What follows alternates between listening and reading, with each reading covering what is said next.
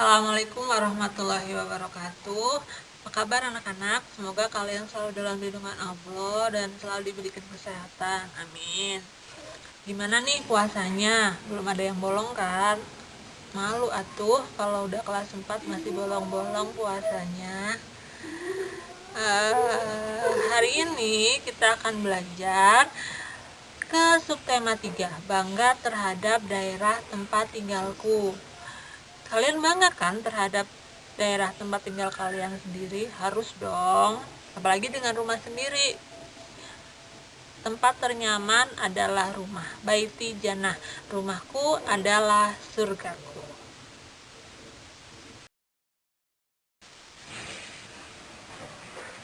Nah, pelajaran pertama hari ini adalah hubungan antara gaya dan gerak. Anak-anak sudah belajar kan ya di pembelajaran sebelumnya tentang apa itu gaya dan apa itu gerak. Sekarang kita akan belajar tentang hubungannya antara gaya dan gerak. Nah, hubungan yang pertama, gaya mempengaruhi benda diam menjadi bergerak. Nah, ada gambar yang pertama itu siapa ya? Saki kali ya.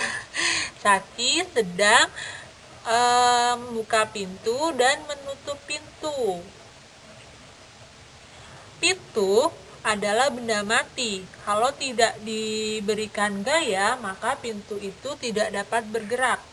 Jadi, yang membuat pintu itu bergerak adalah gaya. Saat membuka pintu, kita akan melakukan gaya dorong. Sedangkan saat menutup pintu, kita akan melakukan gaya tarik. Gaya yang diberikan itu akan menjadikan pintu bergerak. Jadi hubungan yang pertama adalah gaya mempengaruhi benda diam menjadi bergerak. Hubungan antara gaya dan gerak yang kedua adalah gaya mempengaruhi benda bergerak menjadi diam. Oke, perhatikan gambarnya. Pertama, itu ada bus sekolah sedang melaju menjemput anak-anak. Kemudian ada Palupi itu, ada Palupi, tapi kok nggak pakai jilbab ya? Berarti bukan Palupi. Ada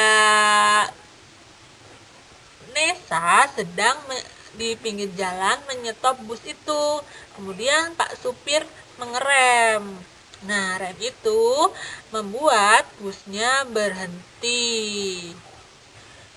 Jadi, gaya mempengaruhi benda bergerak menjadi diam.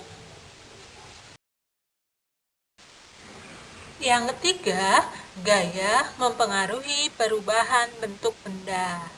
Di situ ada Fadil tuh lagi main plastisin.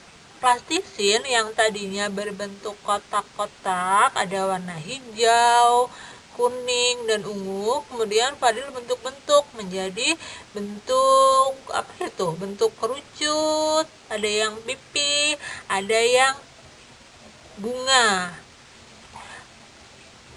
Nah, peristiwa perubahan bentuk plastisin pada gambar di atas dapat terjadi karena adanya gaya yang diberikan untuk membentuk plastisin. Dengan gaya itu, plastisin dapat berubah bentuk. Jadi, kalau tidak dikenakan gaya, plastisin itu akan tetap tidak bisa berubah. Yang berubah itu ada karena plastisin diberikan gaya.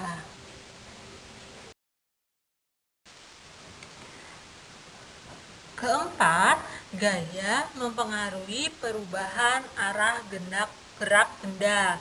Gambar berikut menunjukkan peristiwa perubahan arah gerak bola karena gaya yang diberikan pada bola.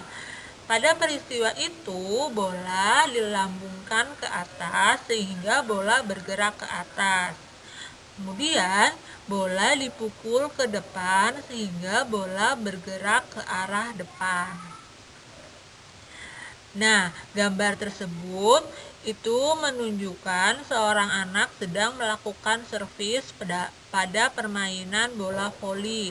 Pertama, anak tersebut melemparkan bola ke atas sehingga bola bergerak ke atas. Kemudian, bola tersebut dipukul ke depan. Jadi, bola tidak lagi bergerak ke atas, tetapi berganti arah menjadi ke depan.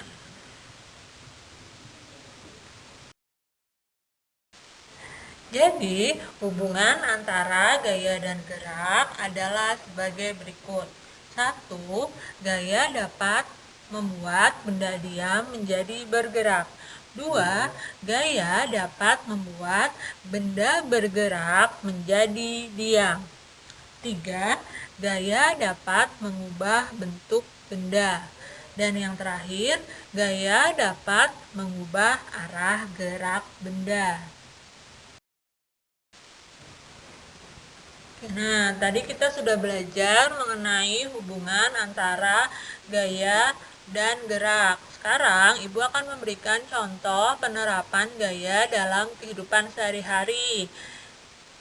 Yang pertama, ada Kenzi sedang bermain ketapel. Bermain ketapel itu menggunakan gaya apa? Ya, gaya tarik, karena karet yang ada di ketapel itu ditarik, kemudian batunya atau benda yang ada di ketapel itu terlontar jauh.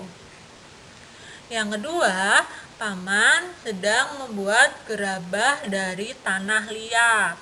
Tanah liat yang tadinya tidak berbentuk kemudian diberikan gaya oleh Paman sehingga menjadi sebuah kendi.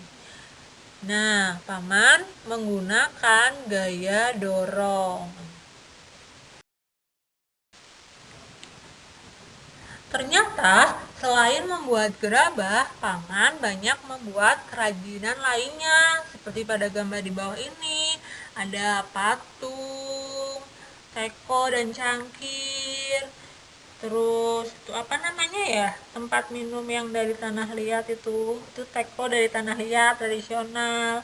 Ada juga Paman membuat lemari, piring, sendok, gelas, kemudian ada guci, dan ada patung ikan yang terbuat dari kayu, itu dipahat oleh Paman.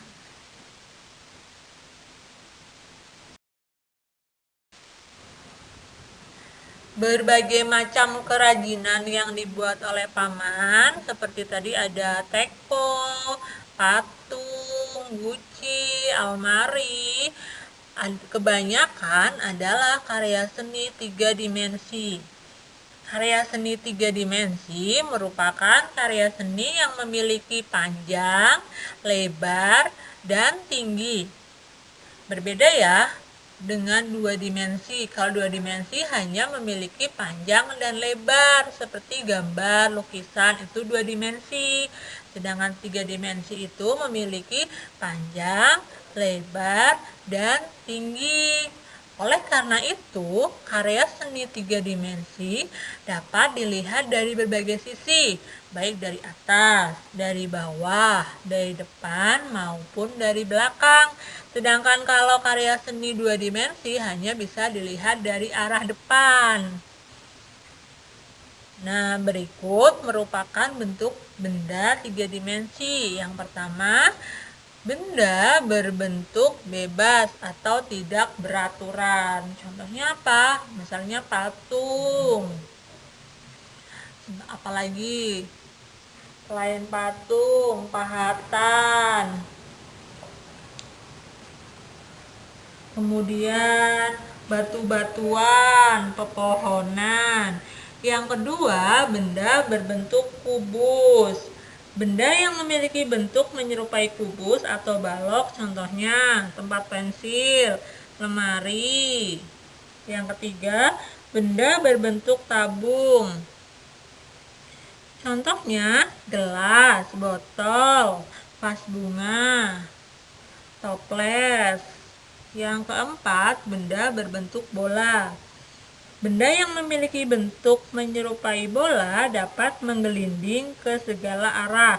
Contohnya bola sepak, bola bekel, kelereng, bola voli, bola kasti, dan masih banyak lagi.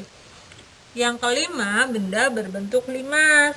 Benda yang mempunyai alas berbentuk segi banyak, contohnya segitiga, segi 4, segi 5, sampai segi 8, dan bidang sisi tegak mempunyai bentuk segitiga. Contohnya apa? Contohnya piramida, contohnya kemasan makanan. Oke ya, paham ya anak-anak? Setelah kita belajar hari ini, sekarang kita akan berlatih. Kerjakan ya nomor 1 sampai dengan 5. Nomor 1, sebutkan 2 contoh kegiatan yang membuktikan bahwa gaya dapat mengubah bentuk benda. Yang kedua, Randi menendang bola yang tadinya diam. Hal tersebut membuktikan bahwa gaya dapat. 3. Jelaskan hubungan antara gaya dan gerak. Tadi ada berapa ya? Ada 4 hubungannya. Yang keempat, jelaskan ciri-ciri karya seni 3 dimensi. Kemudian yang terakhir adalah sebutkan 5 contoh benda 3 dimensi yang ada di sekitarmu. Dikerjakan di buku tulis ya. Soalnya kalau bisa dicatat. Oke? Terima kasih anak-anak. Selamat belajar, selamat bermain. Jangan lupa ibadahnya ditingkatkan terus.